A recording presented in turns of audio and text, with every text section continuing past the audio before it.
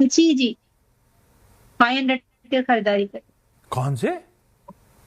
जी सारे out of syllabus पूछ डाले हैं, बना के कुछ और आया प्रोड्यूसर साहब, आपने पूछ कुछ और डाले।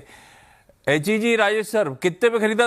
रेशमा में फिर से बोलना पड़ेगा आपको, एचईजी किस भाव पे, कितनी क्वांटिटी? 500 500 300 क्वांटिटी। 300 क्वांटिटी, 500 पे लिया है। क्यों लिया था? ट्रेडिंग वाला मामला, लंबी अवधि का सोचा था, और लिया था तो क्या सोच के लिया था? नहीं, ऐसे ही ऐसे ही? शॉर्ट टाइम के लिए लिया, लेकिन लॉस हो गया। नहीं तो कैसे एचईजी का आइडिया कैसे आया? मतलब कहीं सुना, कहीं देखा, खुद ने पढ़ा? एचईजी क्यों लिया? जी वो ग्रो में ऐसे ट्रेड हो रहा था, ले लिया। अच्छा, किसी ऐप में दिखा, आपने ले लिया। हाँ। राजेश सर क्या करें, ले लिया एचईजी। बनी रहे।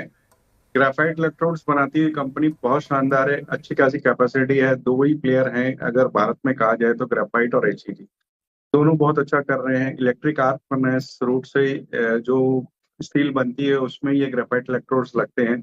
और जिस तरीके से पॉल्यूशन वगैरह को लेकर के दिक्कतें आ रही है, मुझे लगता है कि ये जो ईएफ रूट से स्टील बनती है उसके थोड़ा सा डिमांड बढ़ती हुई नजर आएगी।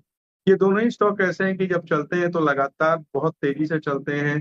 तो इस वजह से मेरे हिसाब से ये ऊंचे के लेवल पे वहां पे फंस गई है, लेकिन कंपनी के फंडामेंटल स्ट्रांग है। आने वाले दिनों में इंडस्ट्री के प्रोस्पेक्ट स्ट्रांग है।